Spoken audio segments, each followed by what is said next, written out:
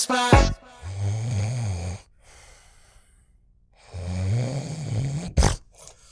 Oh my god. What time is it? Holy shit, Sam. What? We have to record the Chill Spot podcast. Oh my god. Okay. Where do we go? I don't know, say something funny.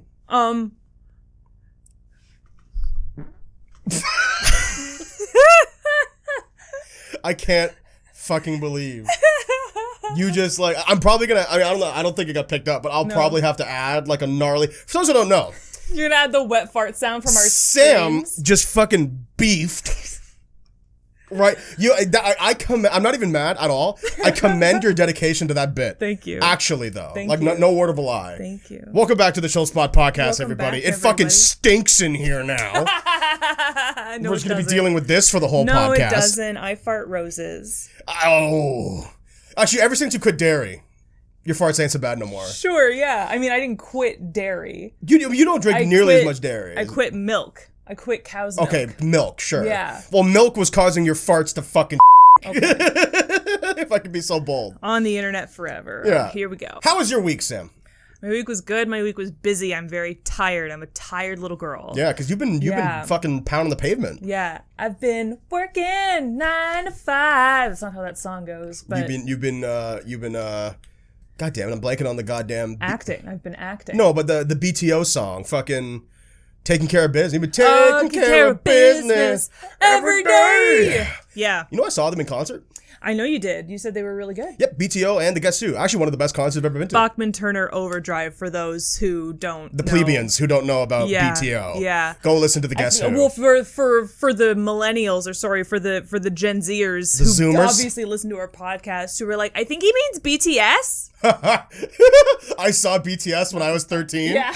When they were 8. Like, You saw baby BTS. Undercover. You know, like You saw BBTS. BBTS. Baby BTS. Dude, that's gonna be a real thing eventually. There's gonna be a cartoon God. about baby BTS I can't wait. on Teletoon.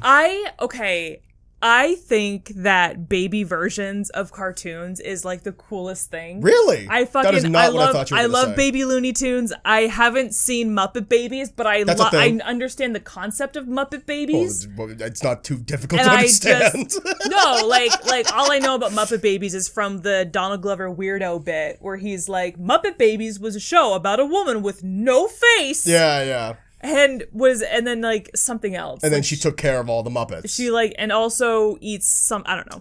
But yeah, but I love the idea of like taking like grown in air quotes characters, especially like shrinking puppets or cartoon characters, and like babies. making them babies. Well, it's like the Rugratsification. Yeah. Because like the Rugrats, you know what's really funny? Total sidebar. I agree. I used to love baby shows when I was, the demographic. I used to watch Baby Looney Tunes all the time. Yeah. But I think it's kind of funny is that the Rugrats kind of pioneered this like age of cartoons where it's like the wonder of being a child, you know? Like, because the whole idea with the Rugrats is all the shit that they go on, the adventures they go on was all in their heads because they're babies. Yeah. Right?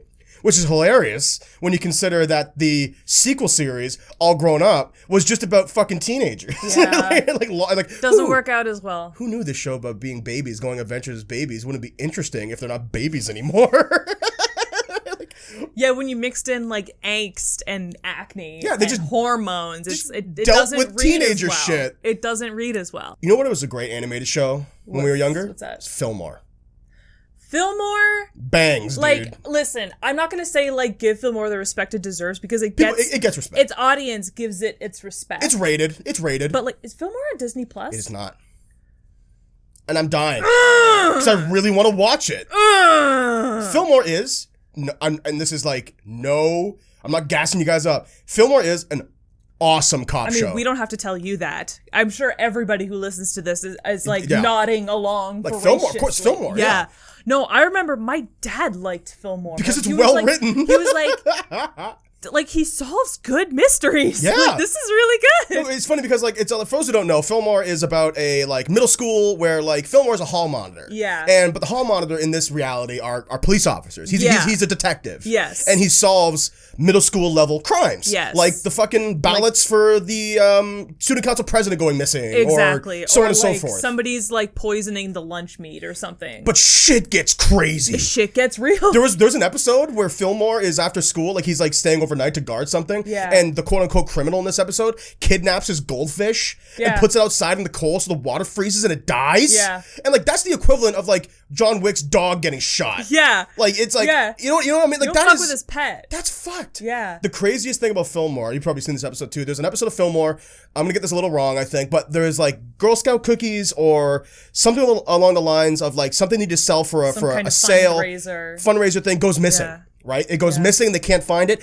And the whole thing is that they have camera footage of no one going into the vault and no one coming out of the vault. But what's revealed is that the criminal had set up a fake brick wall to hide the certain amount of things that he was trying to hide. And he was going to go get them later. And I was like, that is actually amazing. Criminal mastermind shit. That's incredible mystery writing. With like chocolate bars. It's like it's amazing. Me and my a good friend of mine, we talk about Fillmore all the time. Whenever it comes up, we always talk about that episode in particular because it's like fucking incredible. Yeah. Like if that was in like a fucking Fincher movie, I would be like, this works. This is incredible. This works. Amazing. Yeah. You know what I mean?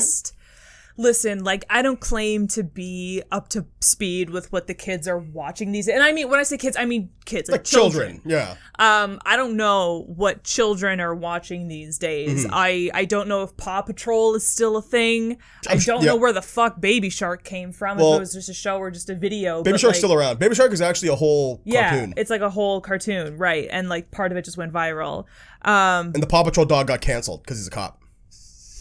Did he actually? ACAB, buddy. What do you want? Like did he actually? All cops are bastards, including the cop dog from Paw Patrol. No, I saw those memes, but like, did Paw Patrol actually? No, it didn't get canceled. I was gonna say there was a whole thing. You can't do that. Where like right-wing pundits were saying like, "How dare you cancel Paw Patrol?" And like everyone was like, "Okay, first of all, that was a meme. Yeah. Like no one is actually trying to cancel Paw Patrol. Like we get it. Like we get it. I mean, the Paw Patrol dog is a narc. Oh, he's a fucking narc. Oh, yeah. he's a fucking tattletale. That dog, like a bird. That dog has definitely sniffed meat in someone's car and was like, "I found weed." Yeah. You know, and it was like not weed. You know. Yeah. I don't know what children watch these days, but I don't think there is anything as well written as Fillmore was. No. Or I'm trying to think of like another show that was like Kim Possible had good writing. Kim Possible. We actually watched a bunch of episodes when Disney Plus came out, and I was genuinely enjoying myself. Kim Possible ages extremely well. Because like I fucking love Kim Possible. It's got such an ageless art style. A lot of that, like a lot, and again, like this is obviously my animation fucking brain taking over. But like, I love the art style. There was so much nostalgia for that particular point in time in Disney, and I just found they were more interested in doing action cartoons. Yeah. I'm gonna bite my tongue a little bit. There's been a lot of really great young adult series to come out of Disney. In recent years. Yeah. Stuff like Amphibia and The Owl House and, that stuff, like, again, that's all YA stuff. Or again, like, this is why I say I don't claim to be an expert because I don't know what you just said. Yeah, and I keep up with that, right? Like, it's what I like to watch. And I don't. But, like, I just think that Fillmore was such a beautiful point in time. Oh my God. I was reminded yesterday because you posted a picture in our Discord of someone commissioned, what was it? The Birth of the Himbo? It was an like ode to the Himbo. Ode to the Himbo, yeah. And Dave the Barbarian was in there. And classic show. Dave the Barbarian is so funny. Was so good. It's so well written. Every the humor. Episode is on YouTube. Oh my God. There's only 2 seasons. I gotta have a travesty. I know. A travesty. It was such a funny fucking show. So funny. Remember when Chuckles the Silly Piggy took over? Like he won? Yeah, he and won. And he took over the theme song? That's the right. Silly Pig. Oh my God. It was so good. That's a great show. Oh my God. That was like my introduction to like meta self-aware humor. Well, yeah, because like it was all, because every single trope present in Dave the Barbarian was subverted. Yes. Like Dave was a barbarian who's a coward. Yes. His sister was a princess who was a brat. Yeah. Their uncle was a wizard who was useless. Yeah. You know, like it was all like, or grandfather, where the God. fuck it was. You know, and then my favorite character was the talking sword. Yes. And like it's a sassy talking sword who like she had the voice like this. Yeah, and Dave. And there was that one moment where like Dave actually mushes up and he like feels the need to use her. Yes. So he draws her and hits something with it and nothing happens and he's like Dave, like I haven't been used in 200 years. I'm sharp as a bowling ball. Oh man, what a great show. Oh my God, so good. I've definitely seen every episode of Dave the Barbarian. Probably, yeah. I mean, again, there's only 2 long. seasons, so like there's not that much. And they're like 10 episodes, 10 minutes each, Even right? like the Proud Family. Another great show. Oh my God. They've been talking about a reboot for the Proud Family forever. I know. And like, I don't really know if I want one. No, it's not necessary. The show is great. Just watch the show. Yeah. Just watch the show. Well, I mean, listen, you're preaching to the fucking choir on that one. People who go like, oh, I don't want to watch because it's kid stuff. It's like, fuck you. It's animated. I need like a psychological study done on Losers? What compels people to feel like they need a reboot so badly. Like Nostalgia. I want to attach like a fucking like radioactive like neurotransmitter device into like the heads of studio executives to see what goes on in their brain. I mean, it's money. When they want to reboot a show. It's money. It's all it is money. I guess. And people, a lot of people, I'd argue like more than half of all people have a thing where they don't want to watch something they've watched before. Yeah. Like tons of, I know was one lots of of those people are like, I watched it. I don't need to watch it again. Yeah. I received the information and I remember the story, so I don't need to watch it again. My memory is so poor though, to the point where it's like, or memory like that can be so poor where it's like, I want to watch Fillmore again because it's been like a decade since I've watched Fillmore. Yeah. And I genuinely feel like I would remember some episodes, but not remember every episode. Yeah. And the same goes for the Proud Family. Same one for Kim Possible. When we watched the first 6 episodes of Kim Possible, I was like, damn, I only remember like half of these. Yeah. When what's her face? Kim's other friend, Monique or something, shows up. Yeah. I was like, I forgot she had another friend. That's right. Yeah. I forgot she had another friend right now. Yeah. It's amazing. But what are we talking about today? We're not talking about TV shows today, although like nostalgia could be a whole other episode. That could be a whole other episode. Yeah, but say let's keep that one on wraps there. Do your transition. But cartoons have actors. Mm-hmm. So does theater. And that's what we're talking about today. We thought we would update you all on not update you all, that sounds like I'm going to lecture you for a while. Yeah, it sounds like it's going to be fucking boring. We thought we would revisit our feelings on theater because theaters are opening back up again. Yes. And I remember we talked about theater and our relationship to it kind of like at the beginning of this podcast. And it's been a while. We've grown as actors. We've also gone through we are going through and sort of like dealing with we live in Canada, global pandemic that has forced our industry to rethink its whole structure. Yeah, we're not being insensitive. We just live in a part of the world where the world is opening back up a little bit again. Yeah. And that we're very sympathetic to the other parts of the world. I should say that out loud. For sure. But yeah, when you and I started this podcast, you and I were both like on the path to be theater actors. Yes. Like no questions asked. Yes. We're going to be theater actors. And 105 episodes later, 6 episodes later, some things have changed. Yeah. We've been doing this podcast for 2 years. Yeah. Which is wild. And our career paths have changed substantially. And like we have artists have grown considerably and changed. But we are going to go back specifically to theater because I think that like no matter how far we get, theater is something that we always wanted to return to. Theater was always the bug. Like, it will always be the bug that got us into the performing 100%. arts. And it was our gateway drug. And I've said even, like, I'll say right now, in 2021, if I could have a stable theater career, I would. Like, without a doubt. Like, are you kidding me? Of course. I've always said that, like, I would love to get into film and TV, but if I was just a theater actor for the rest of my life and I could pay my bills and live my life that way, I would be perfectly happy. Yeah. When you and I talked about before how we don't have lofty expectations for like what we want in terms of living space. Yeah, like I don't want to be rich. I just want to survive. You know what I want? I want on Wednesday nights to have no one be in my ear to bug me, and then I could watch cartoons or TV with my girlfriend and eat dinner. Exactly. That's what I want. That's all I need. I'm not asking for much. No. I don't even need a big TV. No. I just need like honestly like a 34-inch. Yeah, and I'll be happy. 34, that's fine. Yeah. Anything smaller, I think you're kind of compromising. But yeah, 34 inch is good. Yeah. Size counts. Yeah, size does matter. Mm-hmm. I am a size queen. Anyway, post-pandemic, San, how's your theater stuff going?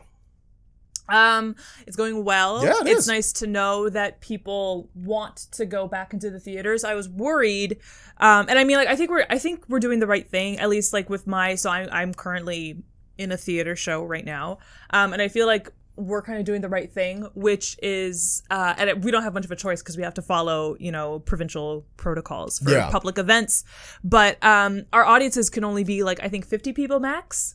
That's a little. Although, like, you can, like, it can be 50 to 100 people outside. That's what I'm saying. But the theater is just, like, based on, like, the size, it's technically in a parking garage. Yes. Where my show is. So, like, it's ventilated though. It is an outdoor space. It is technically outdoors. Yeah. So, but we do have to consider, like, sight lines and, the size of the space. So audiences can only be 50 people large.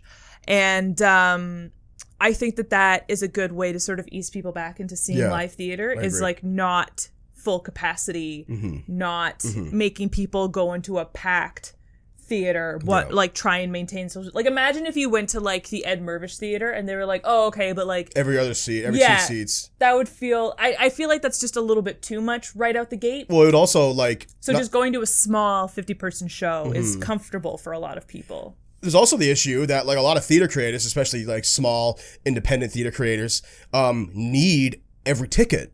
Like, if you social distance and you, like, you only have quarter capacity, half capacity for a theater, you're only making quarter of the money back. Yeah. And as a couple theater creators, people went to theater school, people who have worked with independent theater creators, we did a course on theater budgeting. Yeah. You need every fucking penny. Like, a smart theater creator does not depend on the box office for most of their money. Of course. But for most of their income. But like, you definitely you build for the audience that you are expecting. Well, ideally you have everything paid for. But like, theater is anything but ideal. Yeah. So sure. I get what you guys are doing, and I commend it, actually. I saw your show on Monday, and I loved it. I thought it was great. I mean, I just, like, as every time I go to theater, I'm reminded how much, like, how much it inspires me. I do enjoy it. And how much it really fuels my creative energy. Yep. More than anything. Like, as a couple of artists, we could always say that, like, you do need time to recharge. You need time to fill your battery up again by consuming art. Yes. Nothing fills the battery like theater. So important. Even, like, a couple of days ago, you and I went to the movies for my first time. We saw the Suicide Squad. We saw Suicide Squad, and even just, like, watching movies, I was like, "Damn, I got to do this more often." Yeah, I feel inspired watching Suicide Squad, which was great, by the way. Oh yeah, go see it. Yeah. But like, it was nice to be reminded of how much I need to watch other artists do things that I want to do. I can't just, like, sit in my log cabin in my mind in the woods somewhere and just, like, create and, like, come out with something beautiful. You can't be Dave Grohl, or you go insane in the woods. You're not goddamn Ernest Hemingway. No wonder the guy blew his brains out. Like, it's like, you're doing it wrong, mate. That's why you're so miserable, because you're doing it wrong. Maybe if you had, like, a little bit of collaboration, you wouldn't feel the need to blow your fucking brains out. Maybe if you and, like, goddamn motherfucking Charles Dickens hung out a little bit more, you'd feel a bit better. Fucking hug and kiss a little bit. God damn it. Get some fucking love in your life. Kiss and touch and, finger each other's buttholes a little bit. Just a little bit, Yeah. Maybe if maybe that's what Ernest Hemingway needed. He just needed his ass eaten out. If Ernest Hemingway got railed in a sundress, I think he'd still be alive. I think he'd still be alive today. But to answer the question myself, go see a drag show, May. Get your life.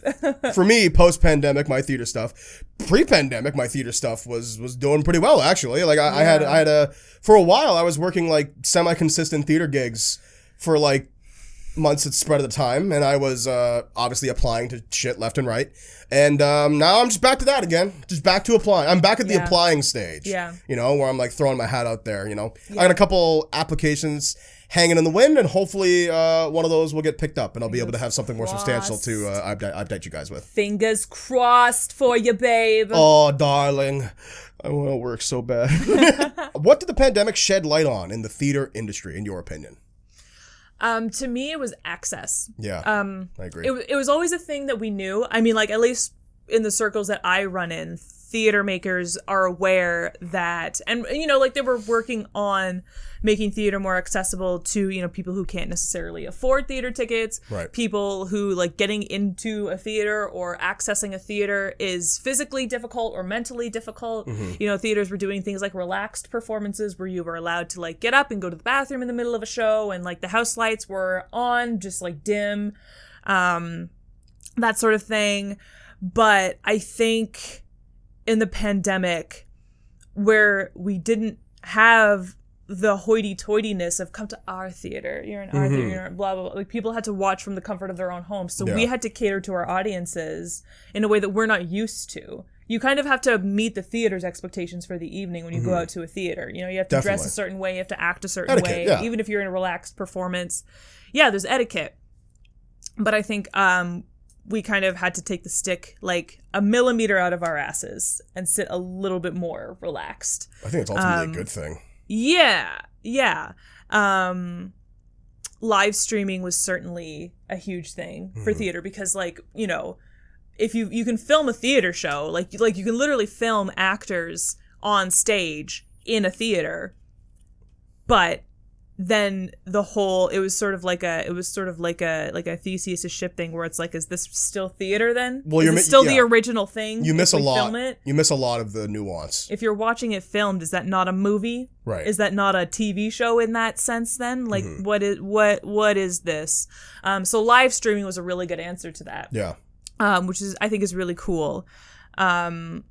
So that's really fun. And honestly, I kind of hope that that's a thing that sticks around. I agree. I tend to lean to more on the side of like, oh, if you're watching it on a screen, is it still theater? And I think if it's live streaming, the answer is yes. Well, I mean, if I could go to Cineplex and watch an opera, and I'm still getting the full experience of the opera, then I watched watched a live opera. I did not sit in a movie theater for 6 hours only for you to tell me that I didn't watch the opera. Didn't actually watch opera. Okay. That you didn't actually go to the opera. Christ almighty. I sat next to a guy in a full suit. Like, we're at the opera. Yeah. You know? Christ almighty. Absolutely. But watching theaters take hold of live streaming and make that work, I think, I hope it's a thing that stays, personally. Not only is it good for shows, but it also just, like, you know, the beautiful thing about the pandemic is that it allowed us to work with our colleagues who are, like, across the country. My Fringe show has 2 people one is from PEI and one is in British Columbia right now. Like, and we made theater together. So that was really cool, and I hope that stays, because that means that, you know, audiences can open up then. People from all over the world, wherever they are, can access your show. Your colleagues can watch your show. They don't have to be like, oh, sorry, I'm out of town, like, I can't watch your show. Right. Blah, blah. It's like, no, like, you can catch it. Yeah. And I think that's only a good thing, because those people still got to buy tickets, right? Well, I mean, when the whole world can buy tickets to your show, shit opens up a little bit more. When the world is your seats, you can put butts in all of them. Exactly. Yeah. Exactly. I feel the same way. I think the thing that the world is literally a stage. Literally. I think the biggest thing that got revealed during the pandemic was how, honestly, and, like, I apologize, this is harsh, how pitiful the online presence is for a lot of these theater companies. And I think that a lot of the theater companies felt as though they don't need an online presence because because theater's live. Theater's live. Yeah. I wholeheartedly disagree. There are some theater companies, I'm not naming names, there are some theater companies that I've gone on their website, I'm like, this is like 2008 HTML. Like, this is like, you could update this website. Yeah. You could pay for a Squarespace subscription and update your fucking website. Yeah. You know, to make it less hard to use. Yeah. And that's just like minimal stuff, right? Yeah. Live streaming was a great answer, like you said. Yeah. It was because, like, you could. It forced companies to get hip. Exactly. Yeah. And I think the thing is, and I've heard this from a lot of people who work with, I have a couple friends who work in theater companies and all over, you know, Toronto and blah, blah, blah, who have all said, like, the people who run these theater companies, and again, no shade, are people who aren't all, like, technically literate when it comes to, like, computers and the internet. Or it doesn't occur to them. Or it's just not interested. They're not interested in it because they don't feel as though they need it. Yeah. I, like I just said, wholeheartedly disagree. I think that if theater companies had a more online presence, it would only benefit the shows that they're putting on. Yeah. Like, this kind of melds into the next question. As much as I said that I think live streaming is the answer, the next question is, what are some things you think companies can do to have an online presence? And I think it would be outside production content. Like, something that NBC has been doing. I understand that NBC is a massive corporation. Yeah. Something NBC does is they do production podcasts. Yes. About the production. There's like a Brooklyn Nine-Nine podcast. Yes. And you know what? I've listened to it and, like, it's like good, whatever. But they talk about the production. They talk about the episodes. They talk about certain things. Yeah. Listen, guys. If you're not, I argue that a lot of people at home are theater people. Like, a lot of people that listen to this podcast are people we know, people who like theater. Our friends that we met through doing theater. We're theater people. Yes. Theater people. Yep. Love to talk. So much. Pontificate even. A little bit.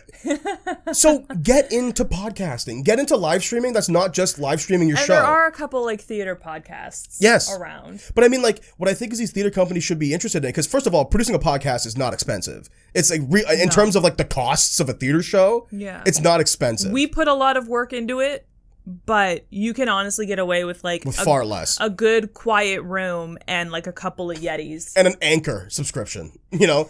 Just like go right to Spotify. Yeah. But no shade. That's the way to do it. Yeah. Like, I think that if they did like podcasts involving like cast and production members focused on the show and leading up to it, it'd be a great way to promote it. Mm-hmm. Theater people would eat that shit up because like it's basically an hour-long talk back. Especially if you can get a really good host, either like some legendary player in like in your theater scene wherever you are, or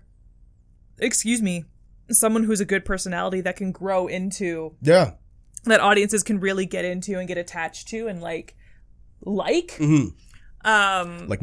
Yeah.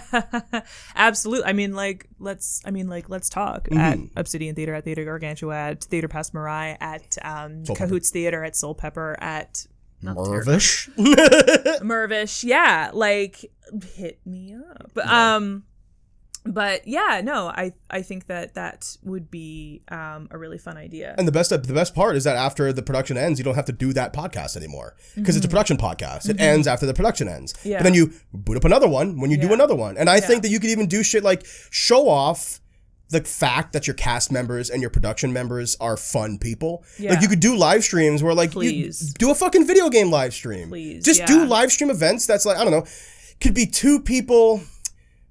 This is kind of an old YouTube trend, like opening up a big gummy bear and eating it, right? Like it's just like something stupid. Those giant gummy bears. Those industrial-sized gummy bears. Oh my god, what a terrible idea! I know, very weird. Just like as a side thing, like what? So how much was the like giant gummy bear? Was it like? It's like $50, I think. Was it only $50? I mean, I don't know. For a gummy bear the size of this table. Like, it wasn't that big. It was huge, Cameron. No, those gummy bears were like this big.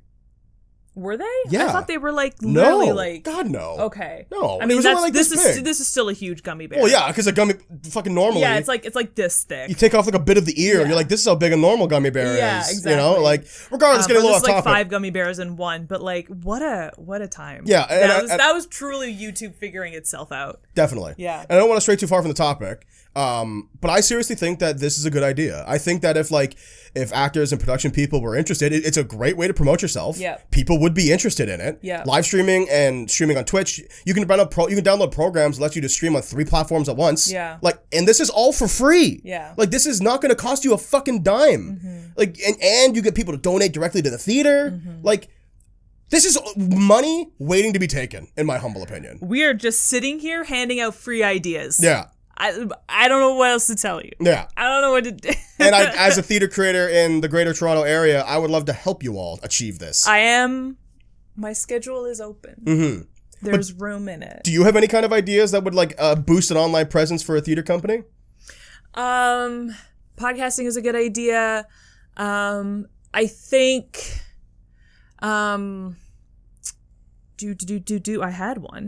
I had one. Well, maybe my idea was just so good. Oh, live stream. For me, live streaming was a good thing. Like continuing to live stream and don't just shirk off the advancements that you made during the pandemic. Sure. Because they really did make theater more accessible to people who couldn't. Because I mean, like when we all couldn't go to the theater, we kind of all experienced what it was like to not be able to either afford or physically access the theater and had to like deal with that difficulty. So, keep that. Yeah. So that your audience can stay as wide as it got during lockdown. I mean, shit, man. Even to go off what you just said, like, I think that theater companies should be more interested in filming more than just, like, setting up a tripod and, like, letting the camera go. Like, live streaming is great and all, but, like, if they were to really want to take it up a step further, a lot of, online fringes this year went out of their way to, like, rent a rehearsal space and, like, film the show with like film sensibility, but it feels very theatrical because it's all in one take. Like it's what all they did with Hamilton. Yeah, exactly. The Hamilton film, which I still haven't seen actually. I still haven't watched it. Me neither. regardless, I understand how that's like a lot. Like that's definitely a big production cost, and live streaming is obviously a lot cheaper. Yeah. But I think it'd be worth it. Even just like, you don't even have to go as far, like you don't have to go to Hamill film levels. No, God, no. Just like get a couple of DSLRs in a good position. Yeah, 3 camera setup, like a sitcom. Yeah. And just like have somebody flip between them a couple of times during the production. Hire a couple of videographers. Like that, I mean, that's gotta be in the budget. Let her rip, you know? Yeah, for sure. For one night, I think that's a good idea. Yeah. And then you release that video. Gonna say, yeah, like you don't have to live stream every single night. But like have a couple of nights where like you can, like during your run, where it's like there are also live stream nights where like, you know, people can watch online. And as an administrative person, when you go back and watch the archive video, don't you want to maybe like, wouldn't you like it a little more if you enjoyed wouldn't you it? Like if it was good? You liked it a little bit more? Imagine that. I've never, like, and this is no shade. Good archive video. Archive videos are always like, what a concept. One tripod, and it's always like up in the stands, and it's too far away. And some fucking guy's head is in the middle of the shot the entire time because the night that your archive video came, fucking like world's tallest man sat in front of it. God, it really is like live theater. God damn it. It's like going to a concert. Yeah. So you and I are tall people, but like I guess all the tallest people in the world go to concerts because I'm 6 feet tall. I still get blocked I'm sometimes. Still like, no, you know what it is? Shaquille O'Neal here? You know what it is? It's white girls on their boyfriend's shoulders. That's what it is. You're always taller than me if you're a little white girl on your boyfriend's shoulders. Going, my friend is up there. My friend. She's my friend. No, my friend. I'm trying to see my friend. Meanwhile, she's just trying to push through. Yeah. Bad person. You're a bad person. You're a bad person. I hate you. What is your relationship to theater industry now versus the when we started this podcast? I guess we talked about that a little bit. It's better. Yeah. Yeah. I'm a bit more well known. My career actually advanced. Yeah. I'm getting paid a little bit more. It went really well. Yeah. I'm very happy. I'm happy to hear that. Yeah. I'm definitely not in that same place, but that's okay. Well, you don't have to apologize. Well, you also pivoted into like voice acting. So like you were barking up a different tree. Well, yeah, because I and like this again, no shade. So a lot of theater companies' answer to the pandemic was Zoom theater, and like. I'd rather die. Barf. Like, I'd rather die. I'm sorry. Like, and I want to make something perfectly clear. We've talked about this before, but I want to make something perfectly clear. Is that it was a means to an end. You did what you had to do. I do not respect you any less for it. I don't want to watch or be in it, though. Like, I mean, I would be in a show that was built to be on Zoom. Sure. But I don't want to do like fucking Death of a Salesman. We did like a couple of sketches that were literally Zoom over calls. Zoom. Yeah. And, so, and that worked out. It works out.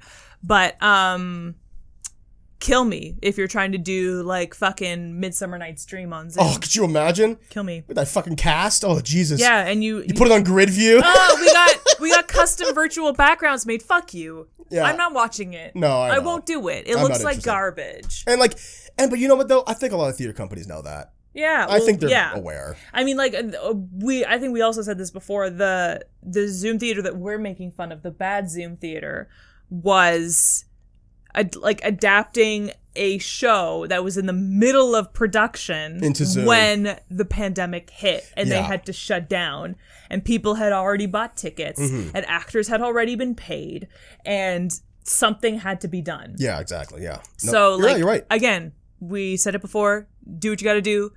It's just don't do it on purpose. Well, now, I'm sure you've noticed, at least in the area we live in, Zoom theater is fucking dead because nobody wants to do it anymore because they don't have to do it anymore. Because it's terrible. Yeah, because it's terrible. It's terrible for everybody. Nobody enjoyed it. How do you stage manage a Zoom show?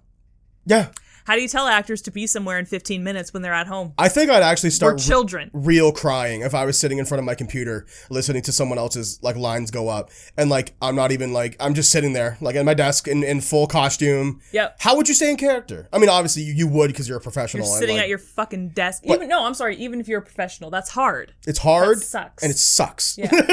I would think to myself I'm not even getting paid for this right now. I'm not even getting paid. I did a to flick the bean while I'm waiting for my fucking lines to show up. I did a reading on Zoom a couple of actually on my birthday.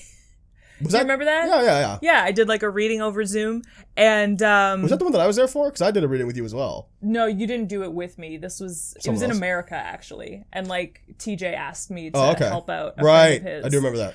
And I just I just like fucked around until it was time, because they wanted all of the actors there, which makes sense, so that when you went on, you could just like boop, like you were already on the call, you could just like be brought up. Yeah. Just like switch your camera on and be on. But they were like, yeah, so like hang around and like listen to the other readings. And I was like, I'm gonna fuck off and do something else. Yeah. And I think we went for pho, like while it was happening. Oh, in the middle. Yeah, I do remember. Or that. I think I did my reading, and then we went and got pho, ate the pho, and then came down just in time for the adjudication to happen, and we like got That's the right. notes, and I was like, "Yay, playwright, happy for you!" All right, bye. Bye. Yeah, And I was definitely. Like, fuck, like this sucks. Well, yeah, because it's like this is miserable. This is the effect. This is the equivalent of a fucking meeting. Like we're having a meeting right now. Yeah, and I feel like a brat, like leaving my camera off and then like walking away from the computer, going to do something else in the real world. I'm just like out. You know? Yeah. And you don't even know it. Mm-hmm. And you don't care. No. And I don't care. And we both have this sort of like nonverbal agreement to just like not care about what I do when I'm not needed. Yeah. It's like if I were doing an actual reading and I was like sitting in a room with people, I would like sit and appreciate the company of everybody else. You'd be present. But because it was Zoom theater, you know, like you can just fuck off. You'd be present to your computer screen. Like I'm all right, you know. But yeah, theater's coming back around. Solitaire when I don't have any lines. Oh, I've when I'm definitely not on did. stage. I was a part of one reading over Zoom that a friend organized, and like it was a great show. Again, no shade, but that ended up being like I think 2 hours longer than what we thought it was gonna be. Yeah. And it ended up getting very late. I don't even know did we even finish the play? What play was this? I don't remember. Just like say it and like edit it out. I don't remember the name. Who was it with? It was with Oh my fucking god. Yeah. Yeah. I remember that. And yeah. Sorry, edit this out. But that wasn't even for an audience really. That was it was just like, testing a play. just a bunch of theater friends reading a table read together. And like it was fun. Yeah. I expected it to be like an hour and a half. Yeah. It was like 4 hours. It was like 4 hours. You know? Yeah, it was a shift at work. Yeah, really. Yeah. And there was times where like there were like whole pages in between when my character was speaking. Yeah. So I like played video games. Yeah. Just kind of like booted up my Switch. Yeah. Played some Tetris or something. Yeah, just something menial and mindless that I could still like with one ear like listen I to. think I was playing like Gardenscapes. Definitely. I was like waiting, and it's just like it feels bad. I don't. I mean, like it feels bad because like you know that this isn't what theater is. You know that like if you were sitting in a room together at a table, you would be appreciating everybody who was talking at the time and like not fucking around. Yeah. But when you're just like sitting in your house, you know, at your desk in your space where you usually are like comfortable and relaxed, it's hard to pay attention. Definitely. And you don't get that experience that fulfills you like we all know and love. And I really think that like this whole Zoom theater movement, which again I can't stress enough, is like now that theater's opening back up, like people are back. Like people are fine with doing shows in person again. Thankfully, people want to come back to the theater, which Because is good to know. People like my mom who love theater Live events are not going to watch a Zoom theater show. No. She'll buy a ticket, but she's not going to watch the show. No. Here's have the money. Like, you know, it's like, what do you want for Christmas? I don't know. Well, here's $50. You know, like my mom is very much of the opinion where it's like, listen, I'll support you, but I'm not going to sit and watch this fucking, this different quality webcams and no one has the same microphone. That's the thing too, the different quality webcams. And the audio is like all over the fucking place. Somebody has like gorgeous audio and the other person is like someone like gave a shit and like set up like some curtains. Yeah. And like bought like a Yeti or something. But like another person's like kid is in the background. Screaming, yeah.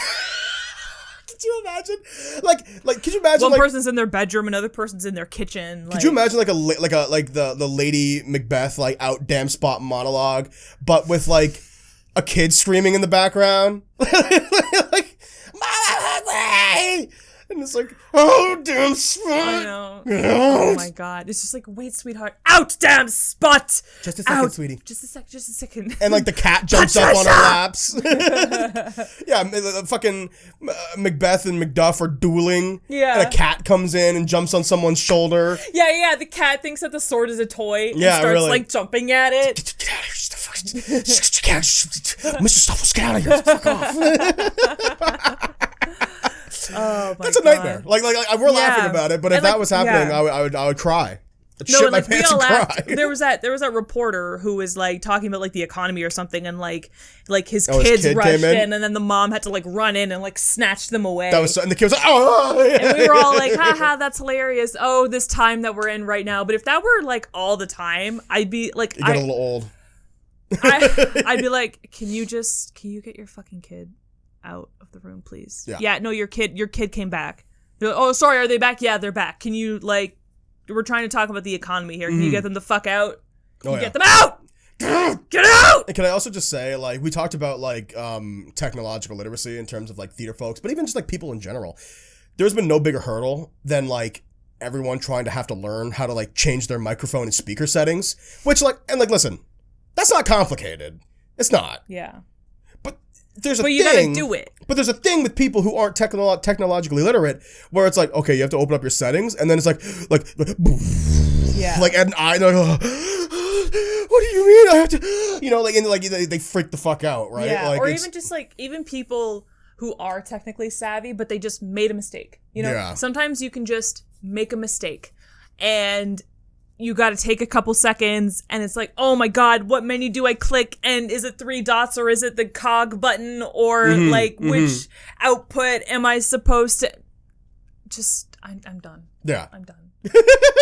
Like that one guy was that dude's lawyer who like got stuck with the cat filter on, and he was like, I don't know how to turn it off. I'm not a cat. Like there was really like we thought you were a cat. Yeah. Like, yeah. I'm sorry, are you being defended by a cat?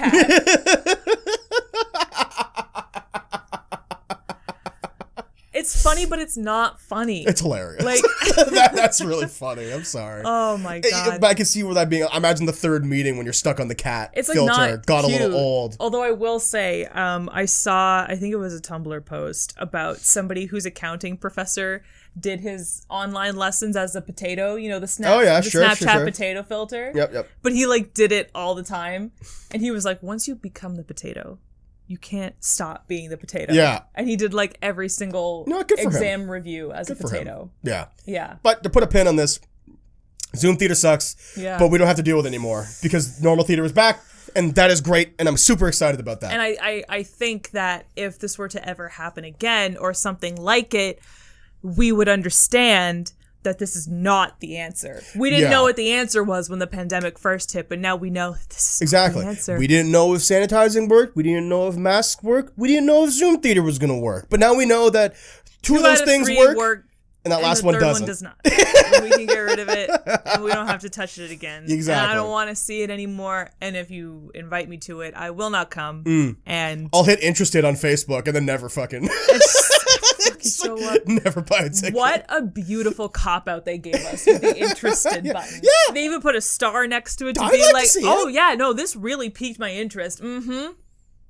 Anywho, gotta go play some Ace Attorney. The interested button should be introverted. No kidding. Because that's what introverts hit when they don't want to go to your thing. My favorite part They don't want to be rude. the interested button, for like little thing before we move on, for those that don't know, you Zoomers out there, on Facebook events, and if you don't want to commit to going, you can hit the interested button, which effectively puts the event on your wall. Yeah. The logic is that you can then go to your own profile and buy tickets later. Yeah. Easy, because it's right there. It also gives all of your friends a notification being like, so-and-so is interested in this event. Yeah. So it's like, it still promotes the event. Yeah, my favorite thing in the world is hitting the interested button, having a few of my theater friends all like the post, and then none of us go to the show.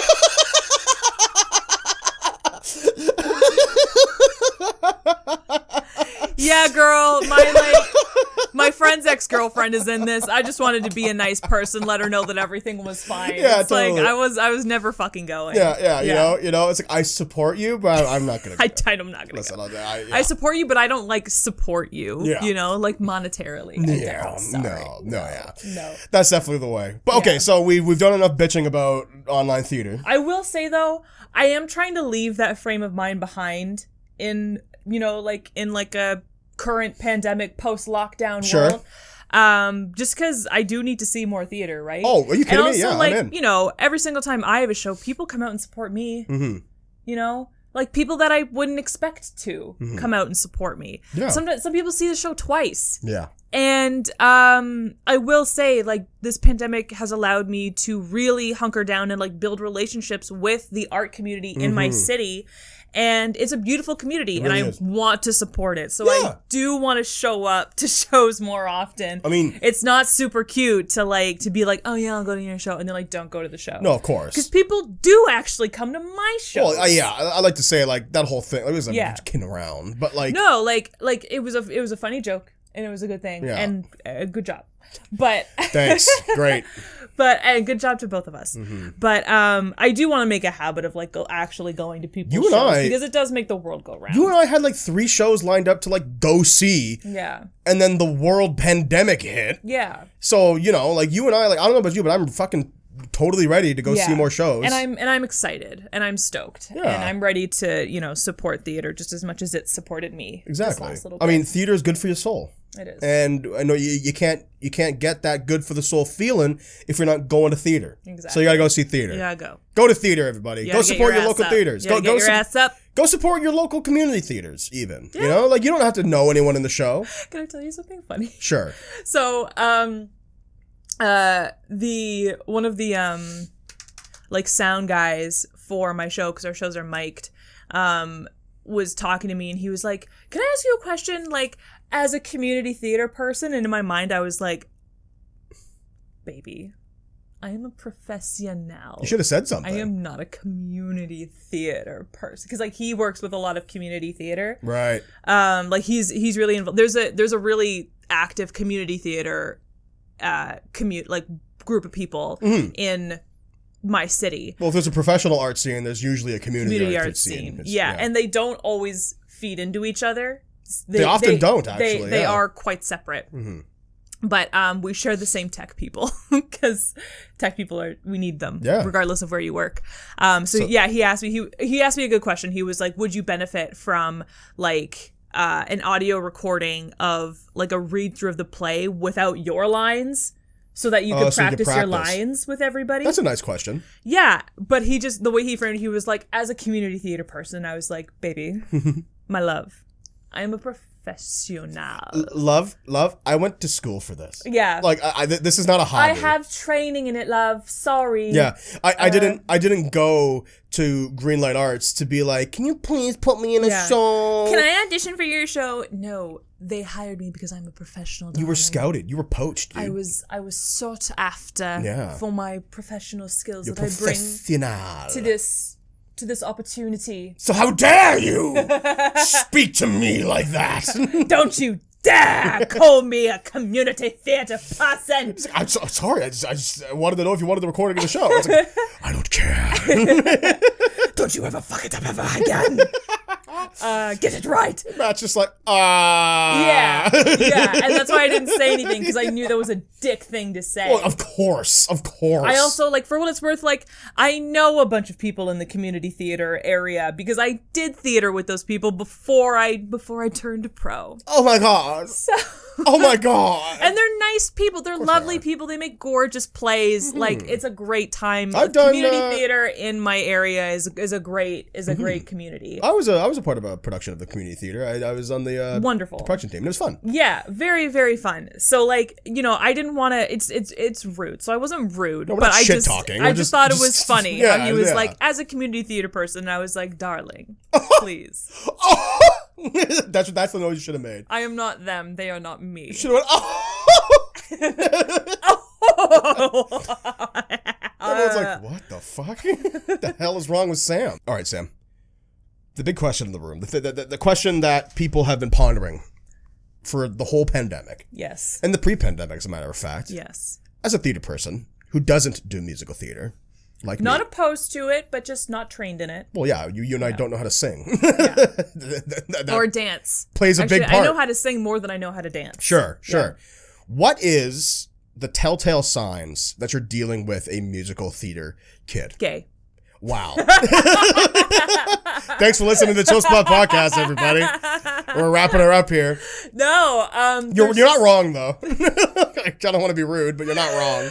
There's just an enthusiasm, like an unwarranted enthusiasm that musical theater people bring everywhere all the time, from head to toe. If you're talking about a a guy, a cis male. Yeah. You're talking like coiffed hair that's been like spiraled and like gelled and Gorgeous. sprayed. Really well, nice. Gorgeous. You're wearing a lovely button-down shirt, tucked You're in. beautiful. Tucked in is optional. You're a French tuck. Perfect. You're wearing chinos or like really thin, like skinny you jeans. look like Linda Evangelista. You're wearing Converse. You're a model. And you're the most high energy individual in the world. Yes. And you take every opportunity to sing. Yes. When it comes your way. When you bake pies, birds come and sit on your windowsill. Yeah. And you make sure to let every fucking bitch know. And you live in a complete delusion. Like an absolutely obtuse delusion. You live in Rainbow and Ponyland. Yeah. Yeah. As far as you're concerned, the Starbucks barista who handed you your drink that morning was a leprechaun, and the person who will eventually make your overpriced sandwich at Williams on your break will be a rainbow or like a Care Bear or some shit. You know? Like, your parents are goddamn or goddamn Snow White and Prince Charming. Definitely. Yeah. You dream about moving to New York and being a waiter for like a decade, and then singing in your balcony. Yeah. And hopefully that process at some point you'll get a gig on Broadway. Yeah, and like Sondheim will hear you from the streets below and seek you out until you're his next muse. Exactly. Yeah. Yeah. Yeah. You've seen Dear Evan Hansen 40 times. Yeah, and like you if I were to cut you open right now, you would just bleed the lyrics to Newsies. Yes. Like out. Yes. Yeah. Musical theater kids, often Disney kids.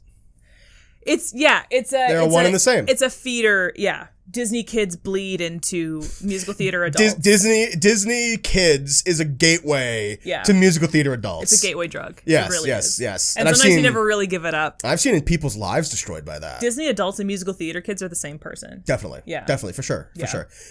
Jokes aside, I know lots of people. We're all just fighting over who can sing Part of Your World the best. Yeah, listen, we got together and we sang Let It Go, and like I hit the high note, but no one seemed to notice. I don't know. It's fine. Whatever. Moving on. Yeah. That being said, I actually know lots of people in the musical theater industry. People who like to sing and dance and do the whole thing. And I mean, they're powerhouse performers. they're nice, hardworking people. Yeah. But I'm going to make fun of you. I'm going to kill you. I can't. Like a musical theater comes in and they're like, I'm here, and I'm like, I'm tired. Yeah, and I'm exhausted. Yeah, I just got so tired. Yeah. Like, you just sucked all of the energy out of me, what little I had, and I'm just a shell of myself. You know what, Sam? I'm gonna have a quarter life crisis and become a musical theater adult. That's where it goes. Yeah. Like I take singing lessons. You're just all of a sudden gonna know all of the words to Phantom of the Opera. You're gonna walk around with like the mask on. Exactly. You're gonna buy like a porcelain, like beautiful, like half mask. Tortured person just walk around. Yeah. And just like brood around. I become a musical theater adult, but my favorite show is Phantom of the Opera. So it's like I'm not even like the typical bubbly, like pep in my step. I'm like just like walk into a room emo fucking with like a cape, and I'm just like. Like Cameron, why can't the lights in our apartment ever be at full like brightness? Yeah, and it's like you won't allow me. I keep a red rope hanging from the ceiling at all times. Yeah, totally. Just in case I need to hang someone. Oh man, I can't even make accurate jokes about that because I've never seen Phantom of the Opera. I saw Phantom of the Opera. I haven't seen a movie. I haven't listened to the soundtrack. I haven't seen a live show. We should watch, instead of watching the Phantom of the Opera, we should watch the sequel. What's the sequel to Phantom of the Opera? I don't remember what it's called, but I've heard that it's terrible. Terrible. Goblins of the... The goblins? What goblins? Phantom of the Opera, like goblins of the... Poltergeist of the Pier? Oh, I would fucking love. Remind me, I'm blanking on the name. Who wrote Phantom of the Opera? I don't fucking know. It's what? God, he's so was famous. it Andrew Lloyd Webber? It is Webber. That's what it was. Okay. Andrew Lloyd Webber. I think it is anyway. I'll correct in the post editing if I was wrong. I don't know. Put it in here. I don't know the different ones. Anywho, could you imagine Andrew Lloyd Webber writing a musical about goblins? Hey man, I want to see that. I still don't understand the concept of cats. So like, but it got written. You Cats, but instead of cats, it's goblins. Like Jellicle goblins. Touch me. It's so easy to hold me.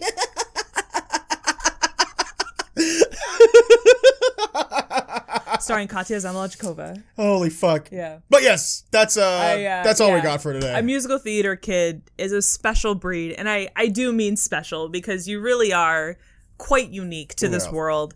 I'm just exhausted by you. That's all. As an introvert, I can't do it. Well, they're the ones with the careers. So. I have such a bad habit for making friends with musical theater kids because like I'll have like my one extroverted day, or like, you know, like a musical theater kid will like appreciate my like dry sense of humor, and they'll be like, "You're amazing. You're so funny. Oh my God." And they'll like riff with me for a little bit, and they'll be like, "We're best friends." And then I'm like, "Cool. I love new friends." And then we hang out, and I'm like, "Wow, you just never fucking stop." Yeah. You never stop. You got that extroverted battery where like it's reciprocal, where it's like you get your energy by conversing with people, and you converse with people all the time, so that you have energy constantly. All of your plans include a secondary location, and I don't like it. And I don't know where you're taking me. Yeah, I'm very uncomfortable. But I'm trying